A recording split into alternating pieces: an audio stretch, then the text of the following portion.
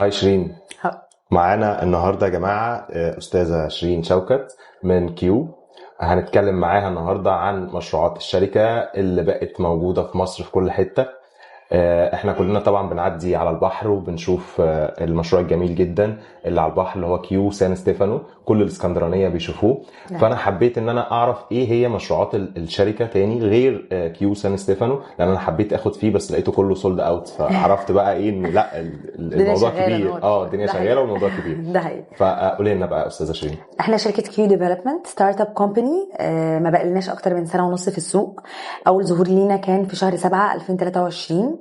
طرحنا مشروع كيو نورث في سيدي عبد الرحمن قدام مراسي وستيلا. عملنا شويه الكونسبت او الفيجن بتاعتنا ان احنا عشان دي كانت اخر قطعه ارض احنا بناخدها في سيدي عبد الرحمن، فهي الناحيه الثانيه مش ناحيه البحري، بس حبينا نغير شويه الكونسبت نخليه الفاسيلتيز بالظبط اللي انت اي عميل ممكن يلاقيه في بحر طريق احنا عاملينه، بس هو في الناحيه الثانيه. يعني المشروع في القبلي، هو المشروع في القبلي بس بنفس الفاسيلتيز واكتر بتاعه البحري بالظبط، زي كريستال لاجونز عاملين حاجات كلها فاسيلتيز، انت مش محتاج بحر، مش محتاج تطلع بره الكومباوند. فده كان اول مشروع بتاعنا. نزلنا انشاءات على طول شهر 10 2023 بالظبط، سنه وثلاث او سنه ونص بالظبط. عملنا فوق ال 50% من الانشاءات فيز 1.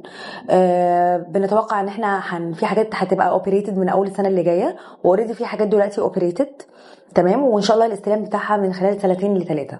يعني انا دلوقتي لو معايا كلاينت وحاب يعمل سايت فيزيت، هقدر ان انا ادخله يشوف الكونستراكشنز وكل حاجه. هتلاقي كونستراكشنز وهتلاقي حاجات في الانفراستراكشر معموله، وهتلاقي بي ام دبليو. احنا اصلا متعاقدين مع حاجات انترناشونال زي توكيل بي ام، زي فيت هاب جيم. الحاجات دي كلها اوريدي اوبريتد هناك، في ملاعب بادلز شغاله. فاحنا موكب مثلا نموذج شقه ونموذج الغرفه والغرفتين والثلاثه، كل الكلام ده موجود هناك في السايت. فوقت وانس ما هناخد الكلاينت ونروح بيه هلاقي لا الدنيا شغاله يعني.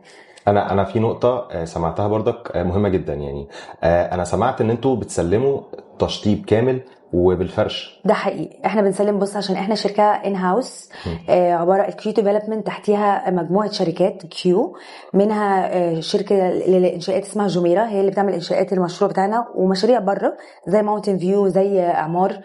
عندنا شركه فرنتشر اسمها كيو ارت هاوس، ودي المقر بتاعها في دمياط، ولسه بنحاول نكسباند طبعا الفروع بتاعتها.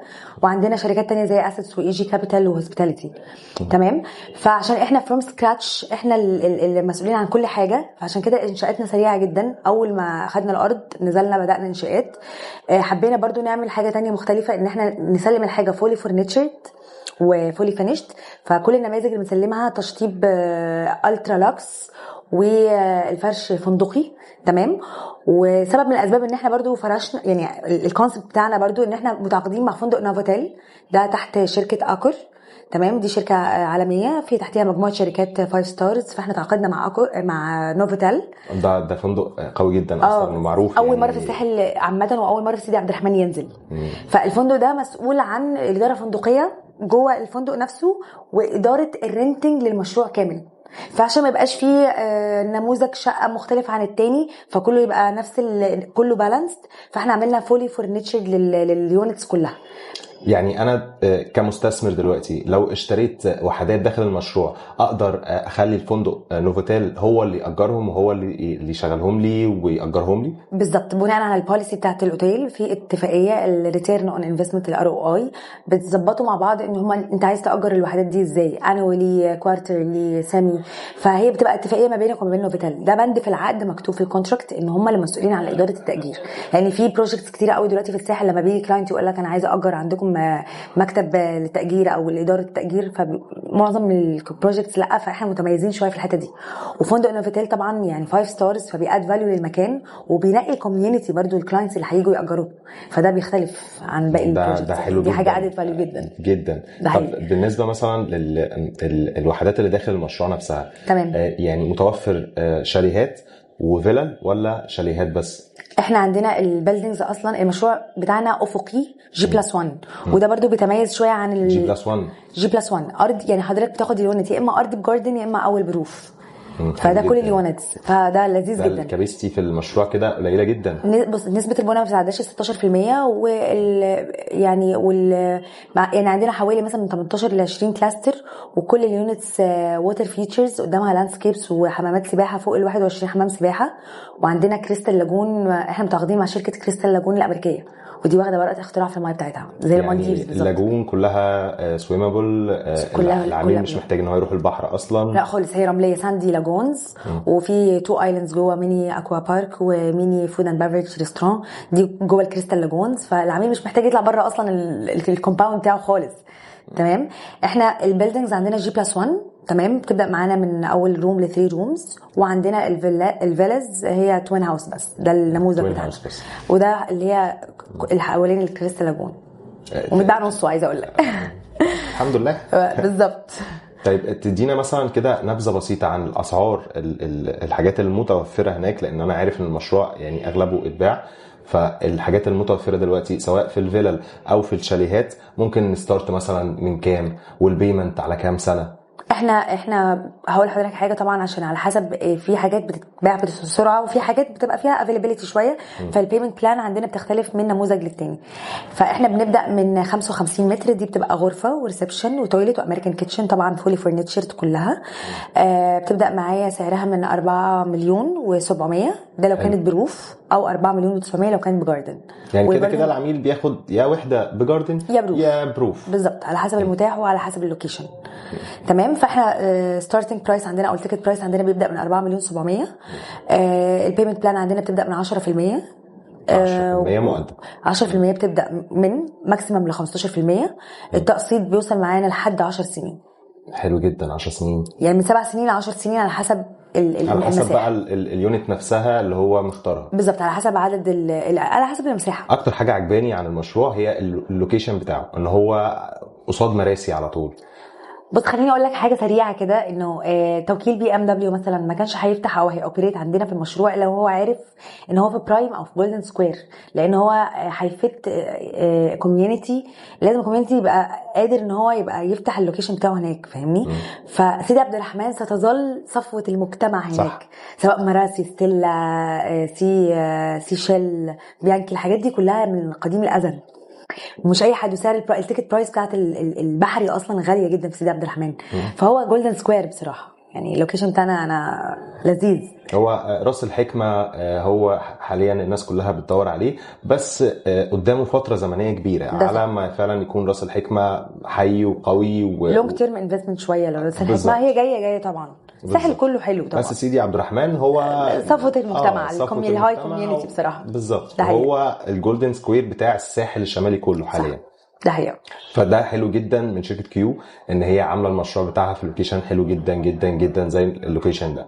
هل في مشروعات تانية مثلا؟ طبعا احنا زي ما قلت لحضرتك، احنا بدأنا 2023 بكيو نورث الحمد لله، والانشاءات وصلت ل 50 او 52%. تاني حاجة شهر 12 2023 قررنا ان احنا نعمل شركة كيو هوسبيتاليتي للفندقة، تعمل اوتيل اسمه اكس يو سان ستيفانو، وبالفعل اوبريتد وسلمناه وخلصناه 2024 وعمل نجاحات كبيرة واتشهر. ده الاسكندرانية كلهم شافوه على البحر. بالظبط، ده موجود عند قدام 26 يوليو مزبوط. او عمارة النحاس. أيوة. قدام ثروت على البحر دايركت. تمام. وفي السيلز اوفيس بتاع كيو ديفلوبمنت كمان اوبريتد وخلصناه. ولولا كلاينت جه هيشوف انشاءاتنا جميره طبعا، يعني الانشاءات اوريدي والاوبريشن بتاعتها اوريدي موجوده كلها. بعد كده دخلنا على برايم لوكيشن تاني من شركه اي جي كابيتال. شركه اي جي كابيتال، كيو اي جي كابيتال هي اللي بتختار لنا البرايم لوكيشنز عامه، واللي ليها الرؤيه او الفيجن في اللوكيشنز. وده هو بالنسبه للوكيشن اللي انا شفته في نورث كوست واللوكيشن في اسكندريه، فانا شايف ان هو برايم لوكيشن في كل مكان انتوا بتاخدوه. لينا فيجن معينه. حابب بقى اللي جاي ده اكيد برايم لوكيشن جامد جدا. اللي جاي ده المفاجاه كلها في قلب نيو زايد. حلو جدا. نزلنا السنه دي نيو لونش للبروجكت بتاعنا اسمه كيو هيلز. ده بالظبط على طريق الضبع مباشره في منطقه مش انا اللي مسميها كده، هي متسميه اوريدي من اهلها كده، جولدن سكوير. ليه؟ لان انا فيس تو فيس قدام اكبر المطورين العقاريين هناك. يعني انا بالظبط انا في ظهري سودك ذا ستيتس، فيس تو فيس باي سودك وسودك باي كارمل، وجنبي على اليمين اورا، تمام، سولانا، وعلى شمالي بلفي اعمار. تمام. فانا بالظبط في النص على على الاسماء طريق اللي انا عمال اسمعها دي ناس اعمار وسودك واورا ويعني ونايا وكل الكلام ده حواليا. تمام. وورايا سودك وقدامي سودك وانا على الطريق مباشره. تمام. فانا في قلب الجولدن سكوير يعتبر، في قلب نيو زايد. نزلنا بالمشروع هناك بوتيك كومباوند. بوتيك كومباوند ده مساحته قد ايه؟ 24 فدان. حلو جدا. 24 فدان. فهو كومباوند يعني اللوكيشن بتاعه اصلا 5 دقائق لوصل دهشور، ربع ساعه لمول العرب، ربع ساعه لمطار سفنكس جديد. تمام. ويعني 10 دقائق برضو للنادي الاهلي، يعني ناس هناك كتير ممبرشيبس في النادي الاهلي. هو يعتبر 10 دقائق على طول دايركتلي. يعني من عند كيو هيلز انا اقدر اروح اي مكان فعلا انا حابب اروحه لو انا ساكن في نيو زايد. بالظبط. حلقه وصل. حلقه وصل بالظبط. مكان قوي جدا، برايم لوكيشن، على محور الضبعه، مكان حلو جدا جدا جدا. وبما اننا نيو لونش يعني فاحنا نازلين بافضل سعر متر يعتبر في المنطقه دي كلها. يعني بوديك كومباوند حاجه صغيره تتسلم بسرعه كاستثمار او كريسيلينج محترمه، وسعر المتر هناك كومباتيتيف جدا بصراحه. يعني يجذب المستثمرين، الناس اللي بتفكر في ده حقيقي فعلا. يعني وسط العمالقه دي بالسعر ده الاسامي اللي انت قلتيها دي، يعني اكيد في فرق كبير جدا في كيو ان هي تختار موقع زي دوت وتشتغل عليه وتبدا تعمل لونش. وشركه قويه زي كيو اظن ان هي اكيد في حاجات حلوه جدا في المشروع دوت. احنا ممكن اقول لك بريف سريع عن مشروعنا. المشروع احنا على الواجهه 270 متر، ده مول هيكون ارضي ودورين. طبعا في كل الانترناشونال براندز والكافيز والريستوران. تمام. هيبقى عامل لو تسمع عن اركان وجاليريا ومجره الموجوده في زايد شبهها بالظبط. هيبقى في اوبن اير بلازا كافيهات ومطاعم. الدور الثاني ده هيبقى مكاتب اداريه، وعندنا هيكون 2 بيلدينجز للميديكال سنتر، مركز عيادات طبيه. تمام. ده على واجهه المشروع، على واجهه حوالي 270 متر. 270 متر على دي الواجهه بتاعت المول، على الضبع، على الضبع مباشره. المشروع نفسه 24 فدان. تمام. نسبه البناء لا تتعدى 16%. معمول كديزاين 70% منه فيلاز، تاون هاوسز وتوين هاوسز وستاند الونز، وال 30% من الباقي من نسبه البناء هتكون بيلدينجز G+3 G+3. ما اللي بيميز نيو زايد ان هي ما فيهاش ارتفاعات، ما فيهاش عماير سيبريت، هي كلها كومباوندز وحاجات صغيره، فما فيش كثافه سكانيه بالظبط. فالكوميونتي كده النيبرز عارفين بعض وحاجه بسيطه وما فيش كثافه ولا دوشه. وطبعا المشروع الباقي كله جرينريز، لاندسكيبس، ووتر فيتشرز. عاملين الكلاب هاوس بتاعنا اوبن اير، يوجا مثلا اريا، كيدز اريا، حاجه للتراكنج، مشي، عجل، كل الكلام ده موجود بالظبط. كل ده موجود يعني سواء قدام الفيلز او البيلدينجز عندنا. انا بحاول اتخيل المشروع معاكي كده. لا هو اكيد حلو جدا، جميل جدا، اكيد جميل جدا. والمساحات عندنا برضو يعني متوفره. عندي مساحات من اول الغرفه. النماذج الشقق كلها عندي ماستر، يعني الغرف كلها فيها ماستر باثروم، كل الغرف كلها سواء حتى 80 متر. يعني 2 تويلتس. مستغلين مساحه، احنا نسبه التحميل ما بتتعداش 16% اصلا. فمستغلين المساحات صح. يعني انا في حاجه لفتت انتباهي جدا، هو المشروع على محور الضبع. يعني انا ما بيني وما بين الساحل قد ايه الضبع؟ احنا بنتكلم هقول لحضرتك، هو الضبع اصلا يعني ده بيبقى كونتينيوس لرود الفرج، هو نفس الطريق. تمام. فلو انا ماشي من عند زايد رايح الضبع يعني ممكن في خلال ساعتين مثلا. ساعتين اكون في قلب الساحل هناك. بالظبط. يعني ممكن اروح شغلي وبالليل على حسب وقتك. بس طبعا بالظبط اروح الضبع يعني انا بالظبط. وزايد اصلا قريبه من اسكندريه ساعه ونص، وقريبه جدا، و45 دقيقه من قلب البلد او من عند يعني مدينه مصر الجديده. فهي حلقه وصل طبعا زايد، هي اللي جايه. شبكه طرق قويه جدا، وهم مختارين برايم لوكيشن. لا اللي هي البلد مركزه في الانفراستراكشر بتاعتها قوي وعاملينها سمارت فيليج جدا. يعني مؤسسين من اول البنيه التحتيه مؤسسينها تبقى سمارت فيليج عامه نيو زايد. ده احلى حاجه فيها. بالظبط. فكاستثمار لا هي استثمار قوي جدا، وهي اللي جايه. يعني هي قدام، هي اوريدي من دلوقتي سعر المتر هتلاقيه بيتزايد بطريقه ملفته جدا. فاي حد بيحط فلوسه هناك هو كسبان. كميديوم انفستمنت احنا بنتكلم او الافريج اللي هو في النص، انت ممكن تاخد الوحده بتاعتك تاجرها هناك. في اكتر من 12 جامعه دوليه، فهيبقى في احتياج للتاجير سواء للطلاب او الطلبه، مدرسين، دكاتره، اسره. هو الحياه هناك حلوه يعني، اظن ان انا مشروعنا عايش فيه هناك. عامل الندرة ما فيهوش وحدات كتير، فلو انت حابب تعمل ريسيلينج تاني فهيبقى فيه اجماع على المشروع نفسه، عشان هو بوتيك كده في وسط الحاجات الميجا بروجكتس اللي هناك، فبتباع بسرعة. كاستثمار، انا لو عميل دلوقتي بيفكر في استثمار قصير الاجل او متوسط الاجل او طويل الاجل، هل المشروع بتاع كيو هيلز هيبقى ناجح بالنسبه لي؟ هقدر استثمر فيه؟ هكسب منه كويس؟ ده كده كده زي ما قلت لك، في عامل ندرة، ما عندناش وحدات كتير قوي، المشروع مش ضخم عشان يبقى فيه ريسيل العميل يحتار ما بين البيلدينج دي ولا الشقة دي ولا لا. هو بوتيك كومباوند، الوحدات بتاعتها مش كتير. البيلدينجز خلي بالك 16 بيلدينجز بس، الارتفاعات زي ما قلت لك لحد ماكسيمم 3 فلورز. التاون هاوسز والتوين والستاند الونز مثلا خمسه ستاند الونز. فاحنا عاملين المساحات اللي ما بين البيلدينجز هي ركزنا فيها بقى، ركزنا في الووتر فيتشرز نفسها وفي الجرينريز، ان ما بقاش في كثافه وعماير طويله ومفيش الكلام ده يعني. ففي عامل ندره هيسهل عمليه الانفستمنت جدا، الريسيلينج عامه والايجار. والايجار طبعا. طيب بالنسبه للاسعار والبيمنت بلان، ممكن تقول لنا مثلا احنا بنستارت من كام في الاسعار، والبيمنت بلان على كام سنه؟ تمام. احنا الابارتمنتس عندنا بتبدا من 80 متر، تبقى غرفه واثنين تويلت، دي اول مساحه عندنا. غرفه واثنين تويلت؟ اه واحد جيت تويلت هي ال وواحد 80 متر بس ماستر. الاثنين تويلت، واي مساحه تانية في المشروع 3 تويلت، بنحب التويلت زي حلو حلو حلو. ده حقيقه. فبنبدا ب5 مليون 400. تمام، ده التابيكال. عندنا حاجات ارض جاردن. ده سعر حلو جدا. حلو جدا يعني حلو جدا، في ميزات حلوه جدا جدا بجد. ده حقيقي. على اللوكيشن، على اللوكيشن اللي انت شرحتيه ده، لا ده السعر حلو جدا يعني ما فيش حد حواليا بالسعر ده. وعندنا ارض بجاردن بيبدا ب5800 5900. تمام. ولحد اعلى حاجه في المساحات بتبقى 150 متر، بتبقى 3 غرف و3 تويلتس، دي بتبقى عامله في حدود ال 9 مليون 700 9 ونص. تمام. نازلين باوفر مقدم 5% على 9 سنين. احنا ايكوال انستالمنتس، ما فيش اي دفعات هتقابلها في النص غير دفعه اللي هي المينتنس، الدفعه العاديه. لكن حتى دفعه استلام ما فيش، ايكوال انستالمنتس من A to Z.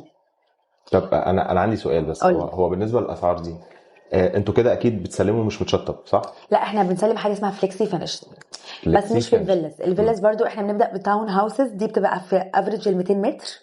التوين هاوسز في افريج ال 250 متر، والستاند الون 500 متر. اسعارنا برضو يعني كومباتيتيف جدا بقى في الفيلات، يعني ده لا يمكن تلاقي فيلات باسعارنا. بنبدا ب 14 مليون ونص، يعني بثمن 14 ونص. 14 مليون ونص، فده بثمن ابارتمنتس في المشاريع اللي حوالينا. وهنا انت بتاخدها يعني فيلا بالجاردن بتاعتك. الفيلات احنا كورانشيل. تمام. لكن الابارتمنتس فليكسي فينش. فليكسي فينش يعني تشطيب حوالي 75%، بس دي بالتاتش الاخير بتاعك، اللي هو الذوق يعني، اللي هو الدهان الاخير، يعني الدهان الاخير، لون الحيطه بقى، الصحي، الابواب بس. لكن غير كده انا عامله كل حاجه، يعني مدخل لك كهرباء ومقفل لك الدنيا، فليكسي فينش. هو مشروع قوي جدا وجميل جدا، وكمان برضك مساحته مش كبيره قوي، الكاباسيتي فيه مش تبقى عاليه خالص. البيلدينج G+3 بالظبط. في كوميرشال اريا خاصه بالمشروع. هو كوزي كمان كومباوند، يعتبر كوزي كومباوند. كوزي كومباوند، ده اسم جميل. كوزي كومباوند ده حقيقي. كوزي كومباوند. انا اتمنى ان انتوا المشروع ده يخلص بسرعه جدا. ده كده عايزه اقول يعني احنا بدانا اللونش شهر 1. تاون هاوسز وتوين هاوس اتباعت كتير، ستاند الونز ما فضلش غير واحده بس لحد، يعني هي واحده ب 41 مليون دلوقتي، دي من نصيبنا ان شاء الله. ان شاء الله باذن الله تعالى. والابارتمنتس في حاجات كتير مش موجوده في السيستم، بنحاول بقى نكلم الاداره طب عشان خاطر يطلع لي دي من الواحد ده من السيستم، فلا فعلا بعمله كتير. نزلنا بالبوردز في القاهرة وفي فصل الدهشور وفي زايد وفي أكتوبر وفي الطريق الصحراوي لكيو هيلز. تمام. وعندنا مفاجأة ان احنا هننزل بمشروع اسمه كيو باي، ده هيبقى في الساحل. في الساحل ده حقيقي كلنا، والاسعار هتبقى مفاجاه يعني مشروع جميل ولذيذ بصراحه. ده لسه الاسعار لسه ما نزلتش او تفاصيل لسه ما نزلتش؟ انا مش هقدر اتكلم طبعا واسبق الاحداث، ده سربرايز. وان شاء الله هننزل على شهر، يعني هنبدا EOI على شهر 5 وهنوبريت ان شاء الله، يعني هننزل لونشنج ان شاء الله على 6 في نص السنه. حلو جدا. ده فعلا برايم لوكيشن تاني، يعني ده ثالث برايم لوكيشن بعد كل المشاريع اللي احنا اتكلمنا عليها. اظن كده ان احنا جمعنا كل المعلومات عن المشروعات بتاعت شركه كيو. عن كل اللونش كمان الجديد اللي هينزل في الساحل الطيب، واكيد هيبقى باسعار كويسه، لان انا شايف ان الاسعار بتاعتكم في نيو زايد حلوه جدا. وان شاء الله هنجيب مفاجآت كتير لسه، ان يعني شاء احنا الله. ده لسه بنستارت كده ان شاء الله، اتمنى يا رب، بنفرش اتمنى. الفرشه. اتمنى ان شاء ان الله. المشاريع اللي جايه كلها تبقى نقدر نعمل بالك ديلز كتير ان شاء الله بجد. ان شاء الله. انا اللي اتشرفت جدا ان انا جيت النهارده اونلاين هومز، ومن الفيفوريت يعني بروكرج كومباني شرف عندي لينا. بجد. انا مبسوطه شرف جدا ان انا لينا. قاعده معاكم النهارده، احنا اكتر والله. واتمنى ان شاء الله يبقى كده في بنلعب الوين وين سيتويشن، يبقى في شغل ما بيننا مفتوح كتير. وبجد بجد انت عارف مستر احمد انا قد ايه بحبك جدا الله يعني، يخليك يا رب. مع بعض من زمان في السوق، فان الحمد شاء الله لله. نعمل شغل كويس مع بعض ان شاء الله. يا جماعة احنا دلوقتي كل المعلومات عن مشروعات شركة كيو بقت معانا اكسكلوسيف، هنقدر نساعدكم في كل حاجة. كل اللي تقدروا تعملوه ان انتوا تبعتوا رسائل لاونلاين هومز، وهتلاقوا كل الديتيلز عن كل مشروعات شركة كيو موجودة معاكم. ان شاء الله. باي باي. باي.